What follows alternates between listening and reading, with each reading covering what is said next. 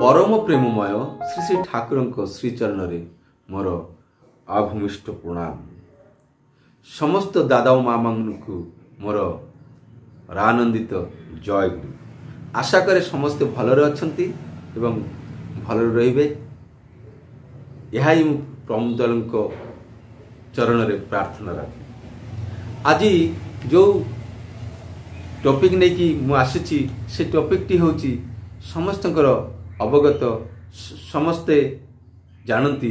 से topic T होची आमे जहाँ चाहू ता पाइबा को चाहू। आम मन भितर जहाँ इच्छा प्रकट हुए ता आमे पाइबा को चाहू।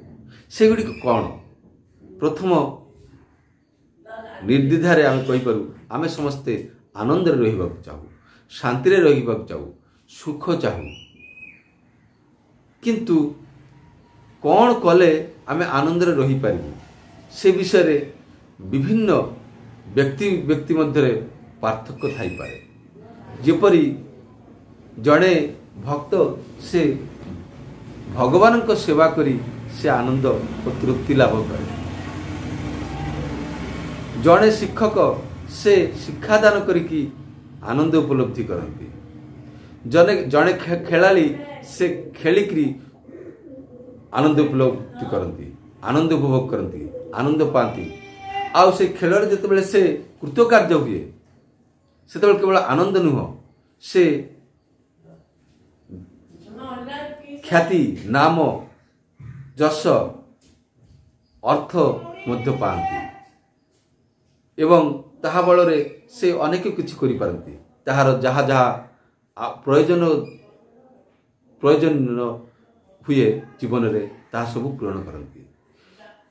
ठीक से भाई पढ़िबारे जो मैंने आनंद नियंती भविष्य रे देखा जाए पाठ पढ़ी भल चाकरी टीए पाती एवं ताहार जहाँ जहाँ कर्तव्य दायित्व सब किछि निर्वाह करती एवं जेतेबेले से निर्वाह करि पारंती सेतेबेले से आनंद अनुभव करती, सुख अनुभव करती, शांति रे रहंती।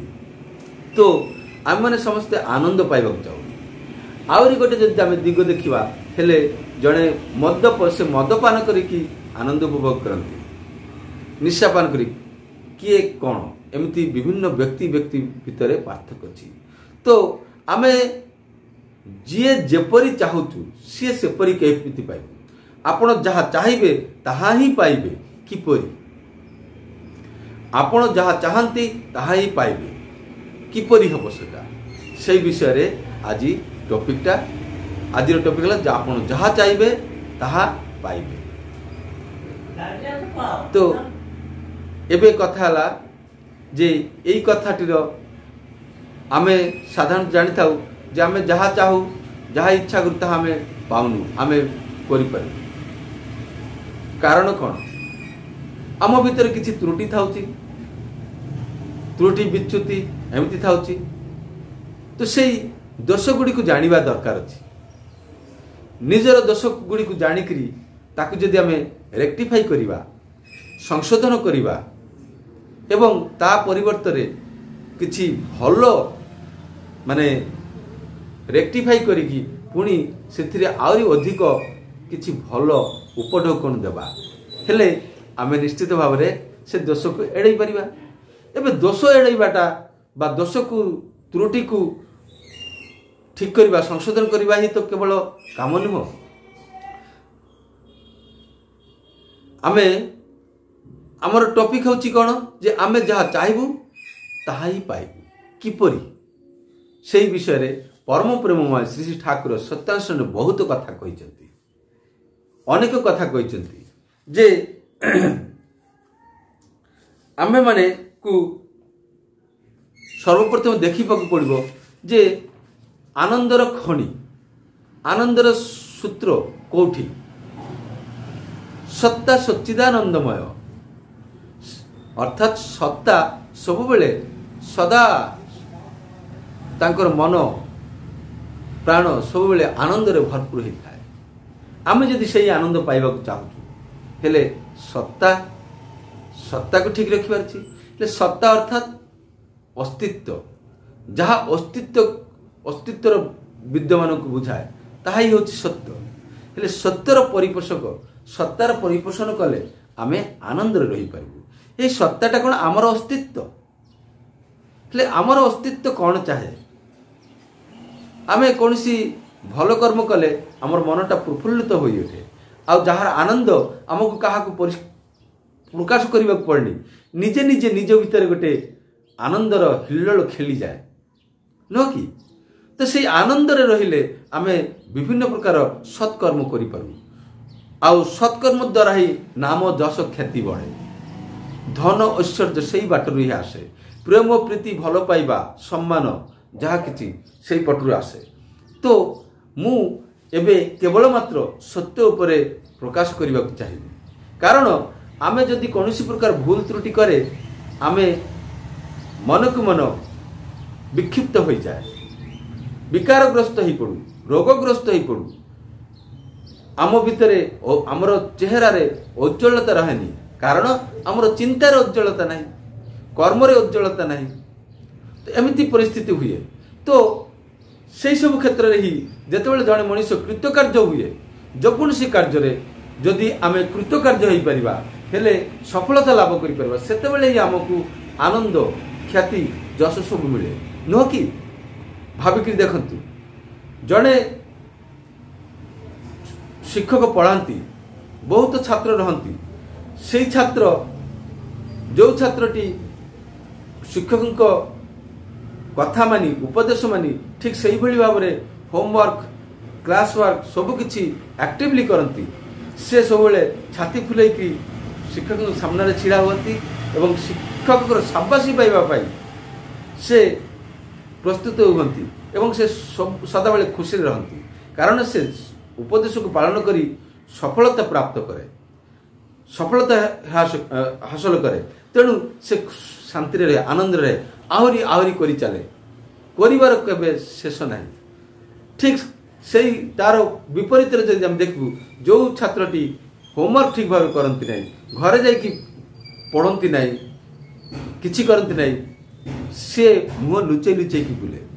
ଠିକ୍ ସେମିତି ଆମର ଜୀବନରେ ଏମିତି ବହୁତ ବହୁତ କ୍ଷେତ୍ର ଅଛି, ଯେଉଁ କ୍ଷେତ୍ରରେ ଆମେ କର୍ମ କରି ଯେତେବେଳେ ସଫଳତା ହାସଲ କରି ନ ପାରୁଛୁ, ସେତେବେଳେ ବା ବିଫଳ ହେଇଯାଉଛୁ, କୌଣସି କିଛି ଚାହିଁକିରି ଆମେ ଯେତେବେଳେ ବିଫଳ ହେଇଯାଉଛୁ, ଏଇ ଆମମାନଙ୍କ ଭିତରେ କେତେ ଲୋକ ଅଛନ୍ତି ଯେଉଁମାନେ ନାରୀ ଆସକ୍ତ ହେଇଯାଆନ୍ତି, ବେଶ୍ୟାଳୟକୁ ମଧ୍ୟ ପଳାଇ ଯାଆନ୍ତି, କେହି କେହି ମଦପାନ କରନ୍ତି, କେହି କେହି ଜୁଆ ଖେଳରେ ମାତି ଯାଆନ୍ତି ପଇସା ଧନ ଉପାର୍ଜନ କରିବା ପାଇଁ, ଏବଂ ସେମାନେ ପତନର ଅବନତିର ଗହ୍ୱରରେ ଯାଇକି ପଡ଼ନ୍ତି, ଗାତରେ ଯାଇ ଗଭୀରରେ ଯାଇକି ପଡ଼ନ୍ତି, ସେଇଠୁ ଆଉ ଉଠିବା ସମ୍ଭବ ହୁଏ ନାହିଁ। ଏମିତି ବିଭିନ୍ନ କଥା ହୁଏ। ତ ଏବେ କଥା ହେଉଛି ଯେ ଆମେ ଯାହା ଚାହୁ ତାହା କିପରି ପାଇପାରିବୁ, ତା ବିଷୟରେ ଶ୍ରୀ ଠାକୁର ମୋର କ'ଣ କହିଛନ୍ତି ଏବଂ ସେଇ କଥା ଗୁଡ଼ିକୁ ପ୍ରସଙ୍ଗ ସତ୍ୟାନ୍ୱେଷଣ ମାଧ୍ୟମରେ, ଇଷ୍ଟ ପ୍ରସଙ୍ଗ ମାଧ୍ୟମରେ ପରମ ପୂଜ୍ୟପାଦ ଶ୍ରୀ ଶ୍ରୀ ବଡ଼ଦା ବ୍ୟାଖ୍ୟା କରିଛନ୍ତି। ତା ଭିତରୁ କିଞ୍ଚିତ କଥା ଆପଣମାନଙ୍କ ସାମ୍ନାରେ ତୋଳି ଧରିବି। ହେଲେ ଆନନ୍ଦରେ ରହିବାକୁ ହେଲେ ଆମକୁ ସତ୍ୟକୁ ଜାଣିବାକୁ ପଡ଼ିବ। ତେଣୁ ପରମ ପ୍ରେମମୟ ଶ୍ରୀ ଠାକୁର କହିଛନ୍ତି, ତୁମେ ଯଦି ସତ୍ ହୁଅ, ତୁମର ଦେଖା ଦେଖି ହଜାର ହଜାର ଲୋକ ସତ୍ ହୋଇ ପଡ଼ିବେ, ଆଉ ଯଦି ଅସତ୍ ହୁଅ, ତୁମର ଦୁର୍ଦ୍ଦଶା ପାଇ ସମବେଦନା ପ୍ରକାଶର କେହି ମଧ୍ୟ ରହିବେନି। କାରଣ ତୁମେ ଅସତ ହୋଇ ତୁମର ଚତୁଃପାର୍ଶ୍ୱ ଅସତ୍ କରି ତୋଳିଛ। ତ ଆହୁରି କହୁଛନ୍ତି, ଏଥିରୁ ଆମେ କ'ଣ ଜାଣିଲୁ ଯେ ଆମକୁ ସତ୍ ହେବାକୁ ଗଲେ, ସତ୍ ହେଲେ ମୋର ଚତୁଃପାର୍ଶ୍ୱ ସତ୍ ହେଇଯିବ ଏବଂ ସବୁଆଡ଼େ ଯଦି ଭଲ ଭଲ ହେଇ ରହିବେ, ମୁଁ ମଧ୍ୟ ଆନନ୍ଦରେ ରହିପାରିବି, ଆନନ୍ଦ ପାଇପାରିବି। ଆଉ ତାର ବିପରୀତ ଗଲେ ବିପରୀତ ହିଁ ପାଇବି। ଆହୁରି କହୁଛନ୍ତି, ତୁମେ ଠିକ୍ ଠିକ୍ ଜାଣିଥାଅ ଯେ ତୁମେ ତୁମ ନିଜ ପରିବାରର, ଦଶର ଏବଂ ଦେଶର ବର୍ତ୍ତମାନ ଓ ଭବିଷ୍ୟତ ପାଇଁ ଦାୟୀ। ଅର୍ଥାତ୍ ଆମେ ଯେପରି କରୁଛୁ ସେହି ହିସାବରେ ମୋର ଏବଂ ମୋର ପରିବାର, ଦେଶ ଦଶ ମଧ୍ୟ ସେଇଭଳି ହେଉଛି। ହେଲେ ଦୁଃଖ ମଧ୍ୟ ମୋର କାରଣ, ସୁଖ ମଧ୍ୟ ମୁଁ ହିଁ ଦାୟୀ, ସୁଖ ପାଇଁ ମଧ୍ୟ। ଠିକ୍ ସେଇଭଳି କହୁଛନ୍ତି, ଆମେ ନାମ ଯଶ ପାଇବା ପାଇଁ ବ୍ୟାକୁଳ ହେଉଛୁ, ନାମ ଯଶ ଆଶାରେ ଆମେ ସାମ୍ନାରେ ଯାଇକି ଛିଡ଼ା ହେଇଯାଉଛୁ, କିନ୍ତୁ ଆମର କର୍ମ ସେଇଭଳି ନାହିଁ, ଆମେ କେବଳ ଦେଖାଣିଆ କରୁଛୁ। ସେତେବେଳେ କ'ଣ ହେଉଛି, ଆମେ সেই କାର୍ଯ୍ୟରେ ମଧ୍ୟ ଆମେ ସଫଳ ହେଇପାରୁ ନିଃସ୍ୱାର୍ଥ ଭାବରେ। ତେଣୁ ଠାକୁର ଆଉ ଗୋଟେ ବାଣୀ ଦେଇଛନ୍ତି, ନାମ ଯଶର ଆଶାରେ କୌଣସି କାର୍ଯ୍ୟ କରିବା ଠିକ୍ ନୁହଁ, କିନ୍ତୁ କୌଣସି କାର୍ଯ୍ୟ ନିଃସ୍ୱାର୍ଥ ଭାବରେ କଲେ କାର୍ଯ୍ୟ ଅନୁରୂପ ନାମ ଯଶ ତୁମର ସେବା କରିବ ହିଁ କରିବ। ଯେମିତି ଯଦି ସମାଜ ସେବକ ନେତା ହେବା ପାଇଁ ବା ଭୋଟରେ ଜିତିବା ପାଇଁ, ଇଲେକ୍ସନରେ ଜିତିବା ପାଇଁ କରିବି, ସେଟା କିଛି କ୍ଷଣ କରେ, ଯେମିତି ମୋର ସେଇ ଆଶା ସଫଳ ହେଲେ ସେତେବେଳେ ମୁଁ ସମାଜର ଉନ୍ନତିମୂଳକ କାର୍ଯ୍ୟଗୁଡ଼ାକ ବନ୍ଦ କରିଦେଉଛୁ। ତା ଅର୍ଥ କ'ଣ? ନାମ ବା କିଛି ଯଶ ଖ୍ୟାତି ପାଇବା ଆଶାରେ କରିଥିଲୁ, କିନ୍ତୁ ପ୍ରକୃତରେ ଯଦି କେହି ସମାଜର ସେବା କରନ୍ତି, ତାର ପରିବେଶକୁ ସ୍ୱଚ୍ଛ ସୁନ୍ଦର ରଖିବାକୁ ଚେଷ୍ଟା କରନ୍ତି, ସେ ଆପେ ଆପେ ତାଙ୍କର ନାମ ଯଶ, ସେ ନେତା ନହେଲେ ମଧ୍ୟ ନେତା ହେଇଯାଏ ଅନାୟାସରେ। ତ ଠିକ୍ ସେଇଭଳି ଠାକୁର ଆହୁରି ଗୋଟେ ବାଣୀ କହିଛନ୍ତି ଯେ ଯେ କେତେବେଳେ ଲୋକେ ମୋର କଥା ଶୁଣିବେ, ମଣିଷ ମୋର ସମ୍ମାନ କରିବେ, ଆଦର କରିବେ, ଆମେ ସେଇଟା ବି ଚାହୁଁଛୁ। ଧନ ଦୌଲତ ସବୁ ମୋର ଯେତେବେଳେ ଯାହା ଦରକାର ସବୁ ମିଳିବ, କିପରି ମିଳିବ? ସେଇ କ୍ଷେତ୍ରରେ ଶ୍ରୀ ଠାକୁର ବାଣୀ ଦେଇଛନ୍ତି, ଦେଇଦିଅ ନିଜ ପାଇଁ କିଛି ମାଗ ନାହିଁ, ଚାହ ନାହିଁ, ଦେଖିବ ସବୁ କିଛି ତୁମର ହେଇଯାଉଛି। ହେଲେ କାହାକୁ ଦେବୁ, କ'ଣ ଦେବୁ? ଯଦି ମୁଁ ଦେଉଥିବି, ମୋ ନିଜ ପାଇଁ କିଛି ଚାହିଁବି ନାହିଁ, ହେଲେ ମୋର ତ କିଛି ରହିବ ନାହିଁ। ହେଲେ ମୋର କ'ଣ ଅବସ୍ଥା ହେବ? ମୁଁ କିପରି ଚଳିବି? ମୋର ପରିବାର କିପରି ଚଳିବ? ମୋର ଆବଶ୍ୟକତା କିପରି ପୂରଣ ହେବ? ଏଇଟା ତ ସତ କଥା। ଦେଉଥିଲେ ତ ଅସୁବିଧା ହେବ ହିଁ। ପରମ ପୂଜ୍ୟପାଦ ଶ୍ରୀ ଶ୍ରୀ ପିତୃଦେବ କହିଛନ୍ତି, ଦେଲେ ତ ଅସୁବିଧା ହେବ ହିଁ, କିନ୍ତୁ ଯଦି କାହାକୁ ଦେଉଛୁ, ତାଙ୍କର ଆବଶ୍ୟକତାଟାକୁ, ପ୍ରୟୋଜନଟାକୁ ଯଦି ବଡ଼ କରି ମନେ କରିବୁ, ହେଲେ ତ ଦେଇପାରିବୁ। ଯେମିତି ସାଧକ ବାମାକ୍ଷେପା ଜଣେ କାଳୀ ଭକ୍ତ ଥିଲେ, ସେ କେବଳ ମା ମା କରନ୍ତି, ଆଉ କିଛି ଜାଣନ୍ତି ନାହିଁ। ସେ ତାଙ୍କର ଗୀତ ମଧ୍ୟରେ କହିଛନ୍ତି, ତୁମର କର୍ମ ତୁମେ ହିଁ କର ମା, ମୁଁ ତ ନିମିତ୍ତ ମାତ୍ର। ଏଇ ଯୋଉ ତାଙ୍କର ଯାହା କିଛି ନିର୍ଭରତା, ଭରସା, ଯଦି ଆମେ କିଛି କରିବୁ, ଯେମିତି ପରମ ପୂଜ୍ୟପାଦ ଶ୍ରୀ ଶ୍ରୀ ପିତୃଦେବ ଗୋଟେ ଉଦାହରଣ ଦେଉଥିଲେ, ନନିଦା ଯାଉଛନ୍ତି ବଜାରରେ ଔଷଧ ଆଣିବା ପାଇଁ, ପ୍ରିସ୍କ୍ରିପସନଟି ଧରି ଗଲାବେଳକୁ ଦେଖିଲେ ଜଣେ ଲୋକ ତାଙ୍କ ପରିବାର ସହିତ ଅନାହାରରେ ଭୋଗୁଛନ୍ତି, କ୍ରନ୍ଦନ କରୁଛନ୍ତି, ଚିନ୍ତାରେ ବିମର୍ଷ ହେଇଯାଇଛନ୍ତି, ଦୁଃଖ ଭୋକରେ ପିଲା ଛୁଆମାନେ କାନ୍ଦୁଛନ୍ତି। ସେହି ସମୟରେ ବହୁତ ଆଗର କଥା ତ, 2 ଟଙ୍କାରେ ବହୁତ ପଇସା କିଛି ହେଉଥିଲା। ସେ 2 ଟଙ୍କାଟି ତାଙ୍କୁ ଦେଇଦେଲେ। ଏବେ ଔଷଧ କିଣିବ କିପରି? ଯେ ଭରସା ନିର୍ଭରତା ଥିଲେ ବୋଧ ଓ ଆମର ଯେଉଁ ଇଣ୍ଟେଲିଜେନ୍ସି ସେଟା ବଢ଼ିଯାଏ। ଉପାୟ ମଧ୍ୟ ତାଙ୍କ ଦୟାରେ, ସେ ପରମ ପିତାଙ୍କ ଦୟାରେ, ଇଷ୍ଟଙ୍କ ଦୟାରେ, ମଙ୍ଗଳମୟଙ୍କ ଦୟାରେ ଅନ୍ୟ କୌଣସି ପ୍ରକାର ପରିପୂର୍ଣ୍ଣ ଯାଏ। ସେ କ'ଣ କଲେ ନା, ଦୋକାନରେ ଗଲେ, ଦୋକାନ ଯାଇ କହିଲେ ଯେ ଆପଣ ମୋତେ ଏତିକି ଔଷଧ ଦିଅନ୍ତୁ, ମୁଁ କାଲି ଆଣିକି ପଇସାଟା ଦେଇଦେବି ବା ପରେ ଆସିକି ଦେଇଦେବି। ସେ ଦୋକାନଦାର ମାନିଗଲେ। ତ ଏଇ ମାନିଯିବା ଭିତରେ କିଛି ତ ଉପରବାଲାର ହାତ ଅଛି, ପରମ ପ୍ରେମମୟଙ୍କ ହାତ ଅଛି, ଇଷ୍ଟ ଦେବତାଙ୍କ ହାତ ଅଛି। ସେ ତ ମାନି ନ ପାରନ୍ତି। ପୁଣି ଏମିତି ବି ହେଇଥାଇପାରେ ଯେ ହୁଏତ କେହି ଜଣେ ଆସିକି ପଇସା ଦେଇଦେଲେ। ଏମିତି ସତ୍ସଙ୍ଗ ଜଗତରେ, ଶ୍ରୀ ଠାକୁରଙ୍କ ଦୁନିଆରେ, ଠାକୁରଙ୍କ ଭକ୍ତମାନଙ୍କ ସହିତ ଅନେକ ଅନେକ ଅନେକ ଘଟଣା ଘଟିଛି। ତା ଭିତରୁ ମୁଁ ଗୋଟେ, ଯିଏ ତାଙ୍କ ଉପରେ ନିର୍ଭର କରି ଚାଲନ୍ତି, ସବୁବେଳେ ତାଙ୍କର ଅନୁସରଣ କରି ଚାଲନ୍ତି, ତାଙ୍କର ନୀତିକୁ, ଏଇଟା ଗୋଟେ ନୀତି, ଦେଇଦିଅ, ନିଜ ପାଇଁ କିଛି ଚାହୁଁନି, ଦେଖିବ ତମ ସବୁକିଛି ତୁମର ହେଇଯାଉଛି। ଜଣେ ବ୍ୟକ୍ତି, ଯାହା ବେଶୀ ଉଦାହରଣ ଆଡ଼କୁ ଯିବନି, ବହୁତ ବଡ଼ ହେଇଯିବ, ନେକ୍ସଟ ଟାଇମରେ କେବେ ଆଲୋଚନା କରିବି। ତ ଦେଖାଯାଉଛି କିଏ 2 ଟଙ୍କା ଜାଗାରେ ଆହୁରି କେତେ ଟଙ୍କା ଅଧିକ ମଧ୍ୟ ଦେଇକି ଗଲେ। ଏମିତି ହୁଏ। ठीक से भाई आउ गोटे बाणी रही जाइए जोटा मुख्य कथा जे आमे जहाँ चाहबू ता किपरि पाइबू हेले मोर जहाँ अच्छी सब किछि देई दियो तांको ऊपर भरोसा करिकी काकू देव जार आवश्यकता अच्छी जार आवश्यकता अच्छी तांको देव इष्टं को उद्देश्य करी मु इष्ट को देउची से मन करी निजको निजे ही साहाय्य करछि अपर को निजर बोली भाविबा पड़ियो तुम आउ गोटे बाणी तुमे अन्य निकट जमिति पाइबा इच्छा कर अपर को मध्य सेमिति देवा को चेष्टा कर एहीपरि बुझी चलिले ही यथेष्ट